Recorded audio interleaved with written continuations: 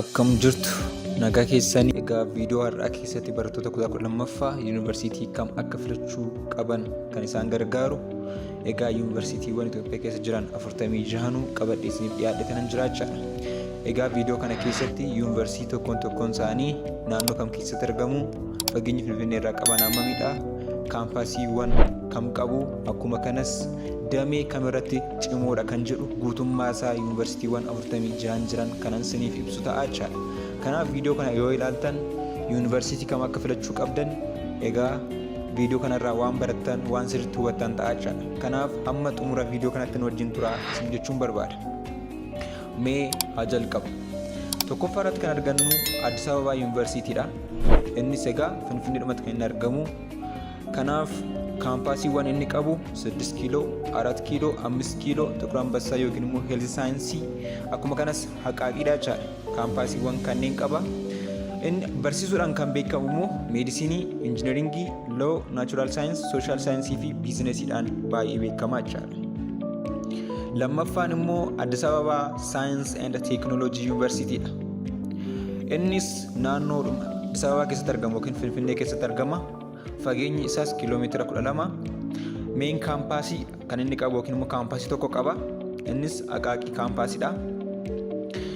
Maaliin beekama yoo jettan immoo egaa damee injineeringiitiin kan inni beekamu elektirikaal injineering, makaanikaal injineering, siivil injineering, sooftiweer injineering, kompiitar saayins, arkiteekcharii kan inni beekamu akkuma kanas appilaayid saayinsiidhaan baay'ee beekamaa jira. Yuunivarsiitiin kun yuunivarsiitii saayinsii fi teekinooloojiidha jira.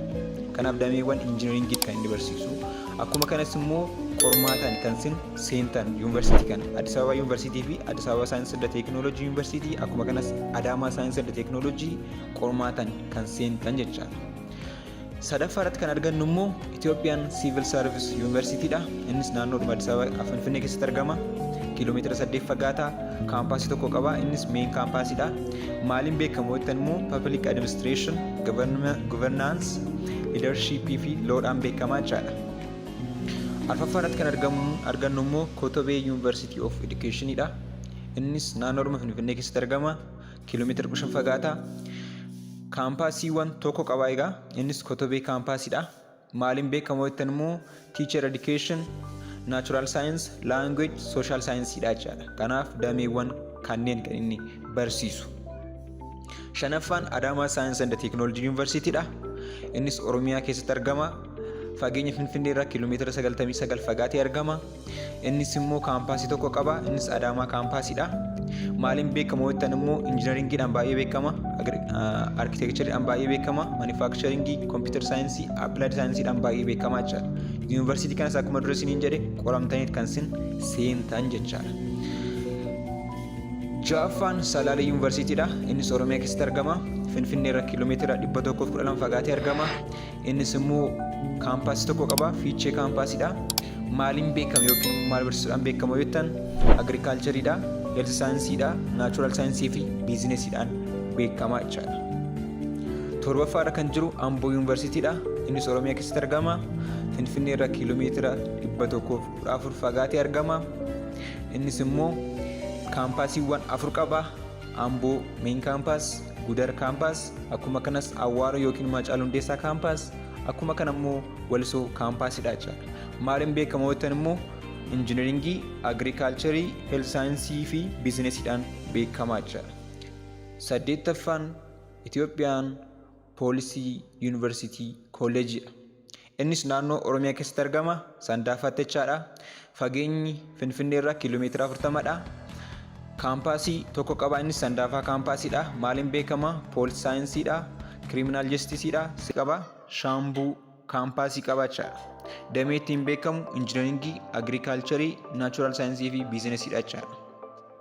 12ffaan Odaa Bultumii naannoo Oromiyaatti argama. Magaala Ciroo. Tilmaamaan Finfinnee irraa kiiloomeetira 330 fagaata. Kaampaasii tokko qaba. Innis meen kaampaasiidha. Damee ittiin beekamu agirikaalcharii, injineeringii, naachuraal saayinsii fi naachuraal saayinsiidhaan beekamaa jechaadha. Inni gara biraa Jimmaa yuunivarsiitiidha. Jimmaa yuunivarsiitiin yuunivarsiitiiwwan Itoophiyaa keessatti beekaman keessaa qorannoo fi tajaajila hawaasummaatiin baay'ee beekamoodha. Kan beekamudha jechaadha. Naannoo Oromiyaa keessatti argama. Magaala Jimmaa Finfinnee irraa tilmaamaan kiiloomeetira 350 fagaatee argama. Kaampaasiiwwan Meen Kaampaas, Dirnee Kaampaas, Aggaaroo Kaampaas qabaachaadha. Damee ittiin beekamu Heelth Saayinsii, Injiinaringii, Agirikaalcharii, Biizinesii fi Naachuraal Saayinsiidhaan baay'ee beekamaadha. 14ffaan madda walaabuu yuunivarsiitiidha. Naannoo Oromiyaatti argama. Magaalaa Roobee. Finfinnee irraa kiiloomeetira 430 fagaatee argama. Kaampaasii inni qabu Roobee Kaampaas, Gobbaa Kaampaas, Shashamannee Kaampaas qabaachaadha. Damee ittiin beekamu Agirikaalchar, Injiinaringii fi Heelth Saayinsiidha. 15ffaan Bulee Horaa yuunivarsiitiidha. Naannoo Oromiyaatti argama. Magaalaa Bulee Horaa. Finfinnee irraa kiiloomeetira 470 fagaata. Kaampaasii tokko qaba. Innis Meen Kaampaasiidha. Dameen ittiin beekamu Agirikaalchar, Naachuraal Saayins, Biizinesiidha jechaadha. 16ffaan Haromayaa yuunivarsiitiidha. Yuunivarsiitiiwwan qorannoo Itoophiyaa keessatti gaggeessan keessaa isa guddaadha yookiin maqaa guddaa qabudha. Innis naannoo Oromiyaa keessatti argama. Magaalaa Haromayaatti argama. Finfinnee irraa kiiloomeetira 510 fagaata. Kaampaasiiwwan Haromayaa Meen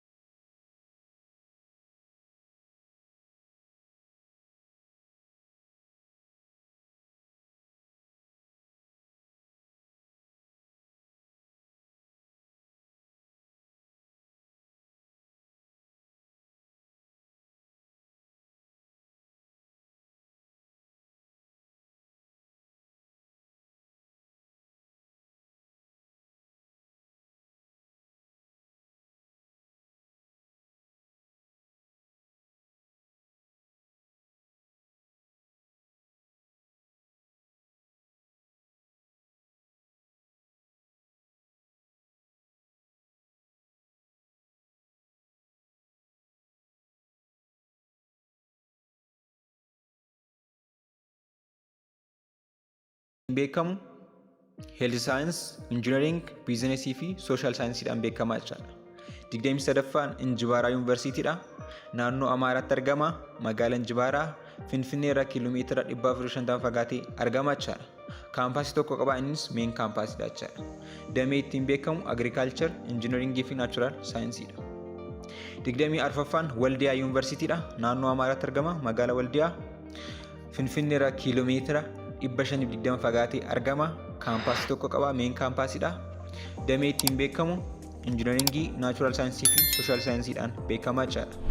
25ffaan Bahaar Daar yuunivarsiitiidha. Bahaar Daar yuunivarsiitiin yuunivarsiitiiwwan Itoophiyaa keessaa beekamoo fi sadarkaa olaanaa qaban keessaa isa tokkodha. Innis naannoo Amaaraatti argama. Magaalaa Bahaar Daaritti argama jechaadha. Finfinnee irraa kiiloomeetira 565 fagaatee argama. Kaampaasii Peedaa Kaampaas, Poolii Kaampaas, Zeenaa Zaalam Kaampaas, College of Medicine and Health Science Kaampaasii qabaachaadha. Damee ittiin beekamu immoo Injiinaringii, Heelth Saayins, Agirikaalchar, Biizinesii fi Naachuraaldhaan beekama. 26ffaan Dabra Taaboor yuunivarsiitiidha. Naannoo Amaaraatti argama. Magaalaa Dabra Taaboor Finfinnee irraa kiiloomeetira 665 fagaatee argama. Kaampaasiin isaas kaampaasii tokko qaba. Meen Kaampaasiidha. Damee ittiin beekamu Heelth Saayins, Agirikaalchar, Biizinesiidha jechaadha. 27ffaan Yuunivarsiitii of Gondoridha. Yuunivarsiitii of Gondor damee fayyaa fi meedisinii keessatti Itoophiyaa keessaa baay'ee beekamaadha. Naannoo Amaaraatti argama. Magaalaa Gondoritti argama. Finfinnee irraa kiiloomeetira 730 fagaatee argama. Kaampaasiiwwan Maaraakee Kaampaas, Atsee Faasal Kaampaas, Atsee Teediroos Kaampaas, College of Medicine and Health Scienceedha kan inni qabu jechaadha. Damee ittiin beekamu meedisinsiidha jechaadha. 34ffaan Dirree Dawaa Yuunivarsiitiidha. Bulchiinsa magaalaa Dirree Dawaatti argama. Magaalaa Dirree Dawaatti argama jechaadha. Fageenyi Finfinnee irraa 515 kiiloomeetira fagaatee argama. Kaampaasii tokko qabanis meen kaampaasiidha. Damee ittiin beekamu immoo injiinaringii, biizinesii fi naachuraal saayinsiidha. 35ffaan Harar Yuunivarsiitiidha. Naannoo Hararitti argama. Magaalaa Harar jechaadha. Finfinnee irraa kiiloomeetira 525 fagaatee argama. Kaampaasii tokko qabanis meen kaampaasiidha jechaadha. Damee ittiin beekamu immoo meedisinii, narsingii, faarmaasii, pabliik heelziidha jechaadha. 36ffaan Hawaasaa Yuunivarsiitiidha. Naannoo Sidaamaatti argama. Magaalaa Hawaasaa Finfinnee irraa tilmaamaan kiiloomeetira 275 fagaatee argama. Innis kaampaasiiwwan meen kaampaas, Wandoo Gannat Kaampaas, Awwadaa Kaampaas, College of Medicine and Health Scienceidha jechaadha. Damee ittiin beekamu immoo Health Science, Engineering, Agriculture fi Natural Scienceidhaan beekama jechaadha. Inni gara biraa Diillaa Yuunivarsiitiidha. Naannoo Kibba Itoophiyaatti argama. Magaalaa Diillaa Finfinnee irraa tilmaamaan kiiloomeetira 360 fagaatee argama. Kaampaasii tokko qabanis meen kaampaasiidha jechaadha. Damee ittiin beekamu Health Science, Agriculture, Natural Scienceidha jechaadha. 38ffaan Arbaa Minch Yuunivarsiitiidha. Innis naannoo Kibba Itoophiyaatti argama. Magaalaa Arbaa Minch Finfinnee irraa kiiloomeetira 505 fagaatee argama. Kaampaasiin inni qabu meen kaampaas, Abbayyaa Kaampaas, Nacci Saar Kaampaasiidha jechaadha. Damee ittiin beekamu immoo injiinaringii, Agriculture, Health Science, Natural Scienceidha jechaadha. 39ffaan Walqixxee Yuunivarsiitii Kaampaasiidha jechaadha. Damee ittiin beekamu Agriculture, Natural Science, Social Scienceidha jechaadha. 43ffaan Miizan Teeppii Yuunivarsiitiidha. Naannoo Kibba Lixa Itoophiyaatti argama. Magaalaa Miizan Amaanii fi Teeppiitti jechaadha. Fageenyi Finfinnee irraa kiiloomeetira 560 fagaatee argama. Kaampaasiin isaas Miizan Kaampaas, Teeppii Kaampaas kan jedhaman qaba jechaadha. Dameen inni ittiin beekamu Agriculture, Engineering, Health Science fi Natural Scienceidha jechaadha. 44ffaan Asoosaa Yuunivarsiitiidha. Naannoo Beenishaangul Gumuuzitti argama. Magaalaa Asoosaatti jechaadha. Fageenyi Finfinnee irraa kiiloomeetira 660 fagaatee argama. Kaampaasii tokko qaba innis meen kaampaasiidha. Damee ittiin beekamu Agricultureidha, Engineeringidha, Natural Science fi Social Scienceidha jechaadha. 45ffaan Gaambeellaa Yuunivarsiitiidha. Naannoo Gaambeellaa magaalaa Gaambeellaatti argama. Finfinnee irraa kiiloomeetira 760 fagaatee argama. Kaampaasii tokko qaba innis meen kaampaasiidha. Damee ittiin beekamu Agriculture, Health Science, Natural Scienceidha jechaadha. 46ffaan Itiyoophiyaan Poolisii Yuunivarsiitiidha. Yuunivarsiitii Kolleejiidha. Innis naannoo Oromiyaatti argama. Sandaafaatti, magaalaa Sandaafaa jechaadha. Fageenya tilmaamaan kiiloomeetira 40 fagaatee argama. Kaampaasii tokko qaba innis meen kaampaasiidha. Damee ittiin beekamu Police Science, Criminal Justice, Security Study, Leadership fi Peace and Securityidhaan beekama jechaadha. Egaa yuunivarsiitiiwwan Itoophiyaa keessa jiran 46 kana fakkaatu. Viidiyoon har'aaf isiniif qopheesse kana fakkaata. Viidiyoo kana yoo jaalattan subscribe godhaa, like godhaa, share godhaa. Yaada qabdan immoo koomentii irratti naa barreessaa. Akkuma kanas gaaffii yoo qabaattan koomentii keessatti naa barreessuu hin dagatinaa. Galatooma.